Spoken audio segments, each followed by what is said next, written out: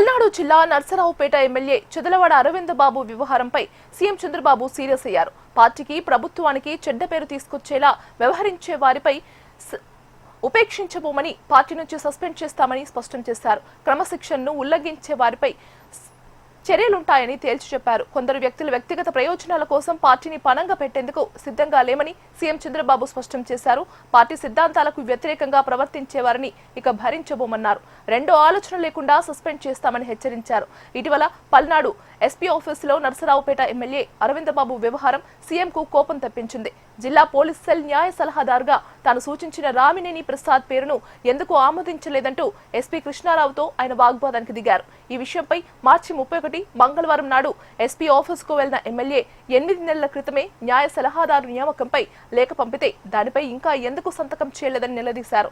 విచారణ తర్వాత సంతకం చేస్తానని ఎస్పీ చెప్పినా వినకుండా ఆర్డర్ కాపీ ఇచ్చే వరకు వెళ్లేది లేదని భీష్మించుకొని కూర్చున్నారు. 10 గంటల పాటు అక్కడే ఉన్న ఎమ్మెల్యేలకు మంత్రులు ఫోన్లు చేసినా స్పందించలేదని సమాచారం. దీంతో ఎమ్మెల్యే వ్యవహారం అధిష్టానం వరకు వెళ్లగా ఆగ్రహం వ్యక్తం చేశారు సీఎం చంద్రబాబు. ఇక ఇదే అంశానికి సంబంధించి మరింత సమాచారం అందించడానికి మా AP bureau chief Harikishan Zoom లో సిద్ధంగా ఉన్నారు. హరికిషన్. థ్యాంక్ యూ గీతిక. ప్రధానంగా ముఖ్యమంత్రి చంద్రబాబు ఒకటే చెప్పారు, క్రమశిక్షణకు మారు పేరుగా టీడీపీ ఉంది. సో టీడీపీకి సంబంధించినటువంటి సిద్ధాంతాలను ఎవరు కూడా వ్యతిరేకించినా ఖచ్చితంగా దాని ప్రభావం ఉంటుంది. ఎట్టి పరిస్థితుల్లో కూడా దాన్ని ఉపేక్షించేది లేదు. సంబంధిత వ్యక్తులపై కఠిన నిర్ణయాలు గాని కఠిన చర్యలు గాని తీసుకునేందుకు ఎక్కడ కూడా వెనుకాడపోమని చెప్పేసి కూడా ముఖ్యమంత్రి ఇప్పటికే పలు సందర్భాల్లో కూడా ప్రస్తావించినటువంటి విషయం అందరికీ తెలిసిందే. ఈ నేపథ్యంలోనే మరోవైపు ఎమ్మెల్యేల పనితీరుకు సంబంధించి ఆయన సమీక్షా సమావేశాన్ని నిర్వహించడం, మరోవైపు ప్రతి వారం కూడా కార్యాలయానికి అంటే టీడీపీకి సంబంధించినటువంటి ప్రధాన కార్యాలయానికి వెళ్లడం, అక్కడ ఉన్నటువంటి కార్యకర్తలను కలవడం, వారి సమస్యలను తెలుసుకోవడం, అక్కడికక్కడికే పరిష్కారం చేయడం వంటి పనులు కూడా చేస్తున్నారు.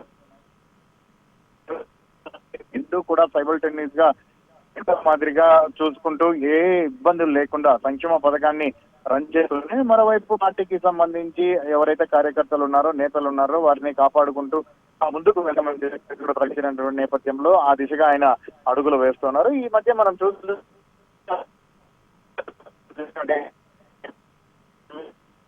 పల్నాడు సంబంధించినటువంటి పోలీస్ ప్రధాన కార్యాలయానికి వెళ్లడం, అక్కడ ఎస్పీతో వాగ్వాదం జరగడం, ప్రధానంగా పోలీసులతో లీగల్ అడ్వైజర్ ఎందుకు నియమించడం లేదనే అయితే